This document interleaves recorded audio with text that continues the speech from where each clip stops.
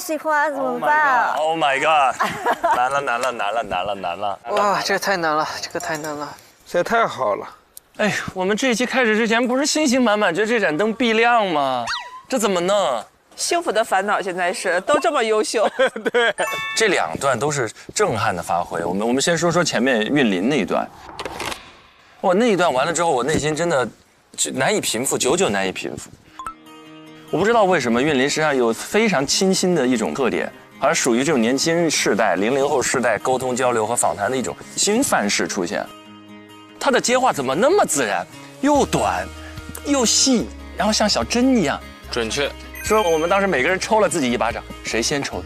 就他那个下意识的反应太棒了。我自己会觉得是王韵林的这段采访是成熟的采访者的样子。嗯，因为我一直觉得，就是某个行业做到某一个级别的时候，它一定是有天赋存在的。对，天赋加努力才可以达到那个级别。在这段采访中，我甚至都没有见到青涩。这个是让我觉得特别感到惊艳的。虽然说张春和这个庞征那个故事特别感人嘛，但是如果说采访的话，我还是选王韵林。还有一组，选2组。选2。就现在你要选1、2名。哦，那就是雨佳和诗文嘛，是第2。没错。但是我觉得王韵林的那个是断崖式的。哇，这么高的评价，在这4组里面，韵林是断崖式的优秀。他是一个完全成熟的，这段采访拿出来就是成熟的采访。哇，天哪！简单的说，就是你看完一段采访之后，你对这个被采访者，无论你认识不认识，你不认识人，你可能会想认识他，对不对？或者你对他有一个觉得这个人是丰富的、立体的。那你认识的人的话，你会觉得说他有这样的东西，有增量信息。就我们采访叫说重新打量每个生命。比如说对于公众人物来说的话，他有没有被重新打量？叫葛莱女和 Fly， 我甚至看了他俩的采访之后，你知道，我现在对这俩人感兴趣，我想采访他们。你们觉得里头有什么废问题吗？起码现在呈现出来的没有，但是我至少我个人的感觉是庞征也很好。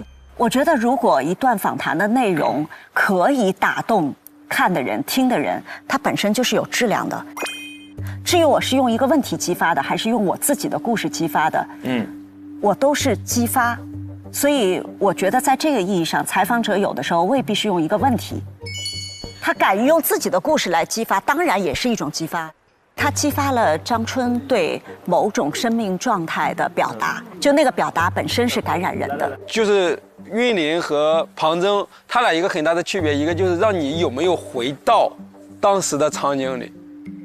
韵林其实一直在让 Fly 回到细节，去给大家展示出来我有这些东西。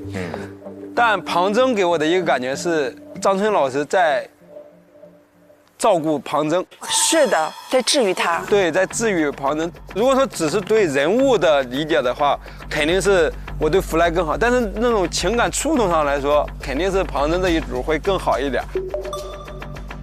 我从观众的角度，我觉得我在那一段里面，其实我是有收获的。就如果你前面对张春了解的特别多，你会觉得说但其实大多数的人也许没有对张春那么多的了解。那么那一段，我觉得我在那一刻从情绪到内容上，我是被打动的。它也许不完整，但是它打动人。我的评价是一个采访者，那采访者的话是王韵林，他是靠着采访，就真正是访谈的这种状态出来的。庞征的话，他是在某一个点打到了这个他的被采访者。有没有这种可能？就比如说庞征去采访另一个人，那你觉得他现在呈现出的这个采访的提问的方式和表达的方式的话，会达到什么效果？但是你也没有办法判断，叫庞征去采访另外一个人，他不会用别的方式。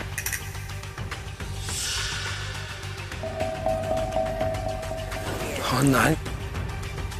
来，各位，因为这是 team 的作品，所以这两者都要涵盖其中。那至于这两者谁的比重会更大，需要建立在我们对4位导师的推测之上，因为是他们做决定，而我们的这个猜测要跟他们一致，我们就亮灯。事实上，你要猜鲁豫。核心落点在这里。因为我们在这一轮探讨的最后才来做出这个判断，所以没关系，我们可以先来聊里面很好玩的小细节。我觉得这过程当中，庞征这一组，他感觉他跟访谈嘉宾像在照镜子，人生经历太过于相似了，母亲的工作、父亲的遭遇、家庭的变故、人生的阶段和在过程当中的反应和成长。我们在过往的人生当中有没有哪一个瞬间遇到一个人，感觉像照镜子？你有吗？有一个老师跟我说，未来我会遇见的另一个我，会在我的一个角色中遇见。离开他那儿之后，我在回去路上，我就看窗外那个路过的这些街灯啊、建筑啊，我就突然间想到我曾经有个角色，就是在拍我一个人，可能一些很碎的过场戏。然后在换机位的过程当中嘛，就很快，我就一个人在旁边一个角落里待了会儿，其实也没事儿，但是我就那一刻，我就突然间想哭。旁边虽然在忙啊，但是我就一个人好像在那个角落里，我就感觉到这个角色，这个人物，曾经真的存在过。然后呢，我心里就有一种在跟他对话的那种感觉。我说，我说你是什么时候的？我说你是不是真的存在过？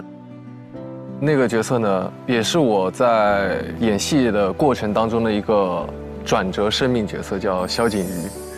就是我去年在拍第2部的时候，一个人在角落里，我就觉得这个人真的存在过，就存在过，我曾经见过他，这种感觉。就一个演员和角色合体了。对，那种感觉就遇见了哈。对，就是遇见了。时空里那种就重叠了，就撞击了。这个角色也是给我职业生涯带来一个转折的一个角色。那种是比相信更大的力量，我觉得。智胜有吗？我还好吧，挺独特的。有2个智胜就可以演漫才了。对，有2个智胜可以演漫才了。我还好，但是我碰上那个，我当时去演戏的时候，会有光剃，就是4个剃光的那种，然后跟我长得巨像。霍兰哥他们不也有去我那个戏吗？一开始在那盯着我半天，我在那边，我在喊他们，他说你不在那边吗？然后一看是那个我那个替身，就长得巨像，而且我俩之前都没见过，我俩说话的表情都有点像。哦哟，真的。他也是山东人吗？他不是山东人。那个人他自己有什么感觉？他见到你的时候，他也很震惊。他跟我说哥，我也没想过我有一天能当男1号的替身。其实表达那个意思就是没想长成这样你能当男1号。他说我也没想过长成这样能当替身。所以说这个事情对我的感触还是挺深的，因为长相肯定会带来很多问题。这个事情是大家对你最直观的一个。会释放的一个信号，所以他当时看到我之后，他经常会说我治愈了他一点，就是庞征也会说的那个叫他看到了另外一种可能，因为他只在这个长相上看到了不好的东西，但他说在我身上看到了一些可能性，看到了一丝温暖。就是那个时候，但是他也很快乐，也很开朗。我不是说那个他就不快乐不开朗，但是他一定会是带给过他一些不一样的东西。所以说我俩看到之后，真的是互相治愈的一个过程。我俩感情就在现场就特别特别好。那你们交谈的话，你们能谈得来吗？谈得来。频率什么的话，就是我们曾经因为长相受到过那些的伤害，很类似，你知道吗？那些的伤害很类似。就那个时候，我看到他，我真的就是觉得，我相信了很多事情，就是你的局限性，在这个局限性里，可能你能很幸运，就是你突破了，但是你也知道这个东西就可能就是你的局限性，很奇妙的命运，很奇妙，因为离得很远。是社会心理学，社会心理学后面有它的必然，这命就是必然性嘛。但是你说的像个时间原石一样，就看到另一条生命线的那个感觉。对对对。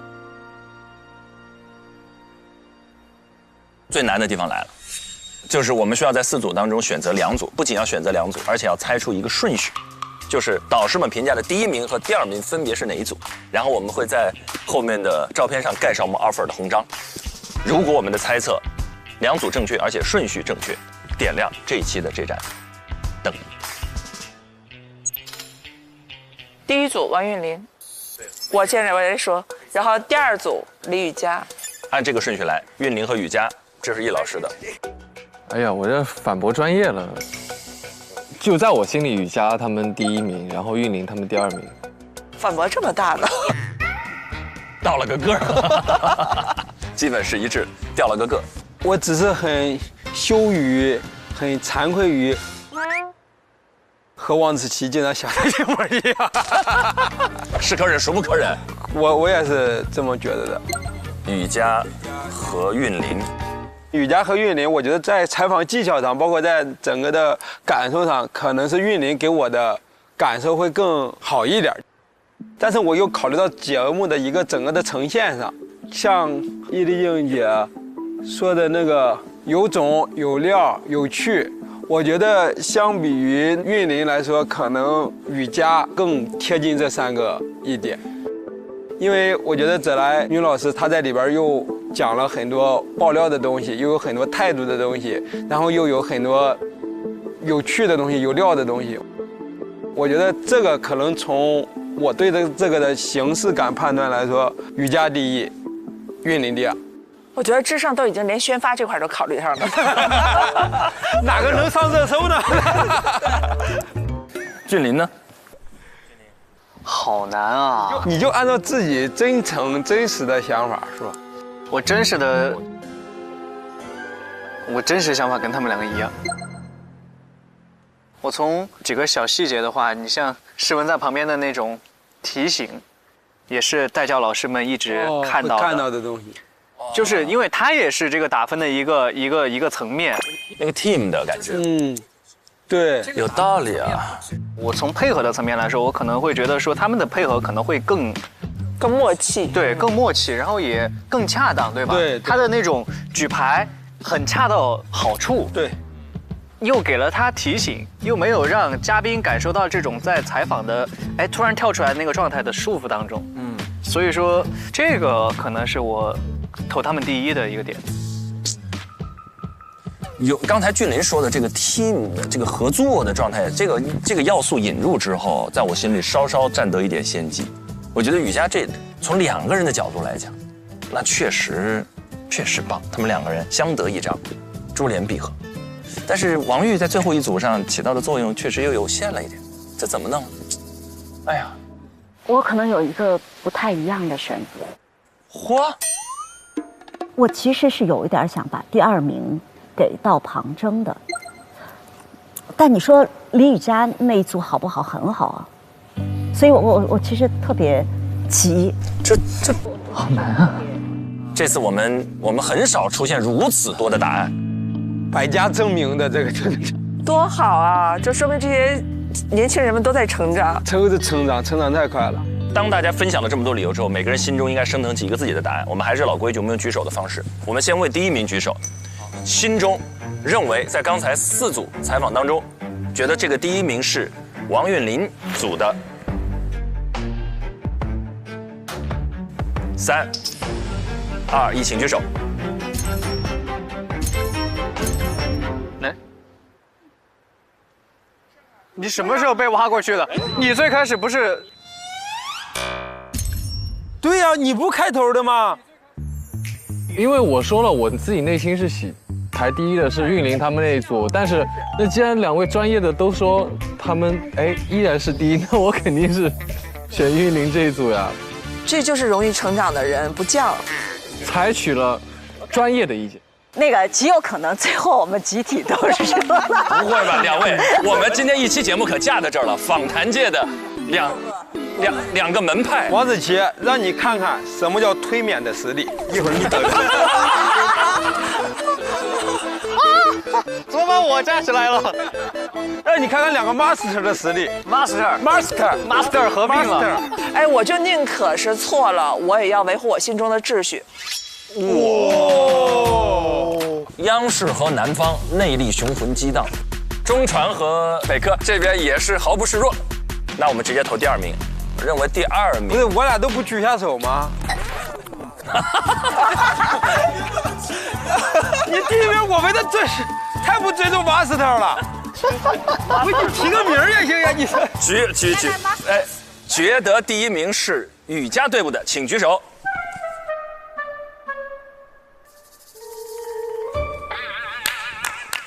优秀。觉得第2名是雨佳队的，请举手。哦，很棒，你这个真的太棒了。 3票，哎呦，这有难度。觉得第2名是韵林组的，请举手。嚯，觉得第2名是庞征组的，请举手。请举手。所以就是结果已经出来了。现在是第1名是王韵林组，第2名是李雨佳组。好，那接下来我们有请叶老师代表我们这个观察团的意见。 把这个章可以盖在他们的右上角。我们韵林和子泰是第1名，好的。然后是雨佳，加油啊你们！然后是诗文。好，结果即将揭晓。此刻呢，我相信弹幕也已经心跳加速了。我需要给在座的各位，还有屏幕前的弹幕的凹粉们一个温馨提醒啊！此时此刻。 可以呼吸。那我们到底最后结果如何？最后一段 VCR 一起来看。我们在这儿把前2组选出来，每人都说说自己的想法吧。我真的好难选，我真的觉得太难了。啊，他们也觉得好难选。跟咱们刚才是一模一样。赭兰女那组还是比较好的。而且的确，可能采访对象也比较好，能够讲出很多故事，给到我们很多不知道的东西。然后林蔚整场她表达非常好。 虽然话有点长，但没有纯情绪表达，它是有它的逻辑在的。但是呢，它没有能够打破孟雨桐那个壳。但是就是端上去没下来，这是有一个缺陷在的。孟雨桐那组呢，我能看到他们每个人的巨大进步。我现在回想，杨利伟第1轮采访易老师的时候那个状态，和今天采访。 雨桐的这个状态，那绝对进步太明显。我觉得这个是不是跟您之前做了非常久的一个记者还有主笔有关？就是这些大量的练习对您后面做主持人有一些积累和积练。累吗？你觉得在格力上班的时候，你觉得你的前老板他是一个什么样子的人？松弛多了。对他第1次太紧张了。太紧了。然后 Fly 这个呢 ，Fly 它对我是有难度的。 我把我放在韵林那个位置，我觉得我事先我得准备很多，因为我完全不了解这个领域，很多在我看来很复杂的问题，他没有一次看他那个稿子，非常充分的准备。子泰功不可没，我同意。庞征他有相当长一段时间已经把自己和张春的关系变成一个我在倾吐我的问题，然后获得了某种心理治愈。如果你按好看的话，赭兰女跟张春一定最好看的2期。对，嚯！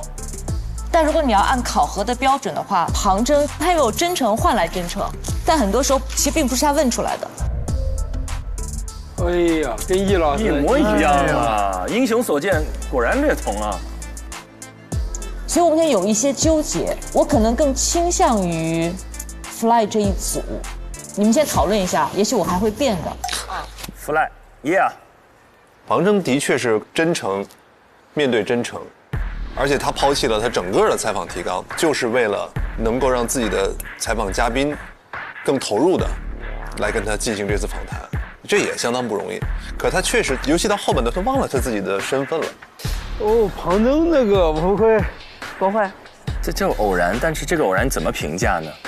他的经历真的就碰巧很极致，尤其是张春说，我之前来的时候还是带着一点情绪，但最后我完全放下了。所以我觉得在这点上，其实是庞征挺真诚、挺勇敢的，而且他也没有完全忘了自己要问什么，他还是问了几个还蛮好的问题的。姐，你有遗憾吗？就那几个追问让我觉得很舒服。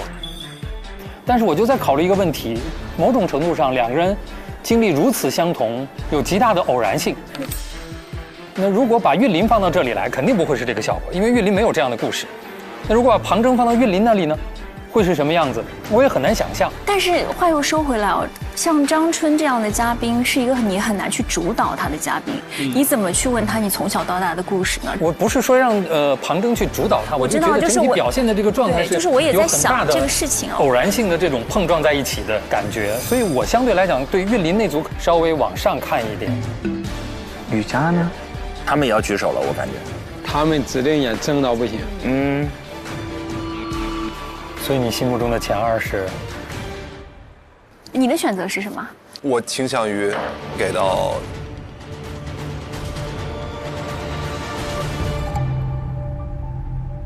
哇呀！不会吧 ？No way！他们的那个讨论和我们的讨论其实很像，很像，高度同构了。所以说明我们是专业的。专业，是最专业的2位老师，最顶级的，最顶级的。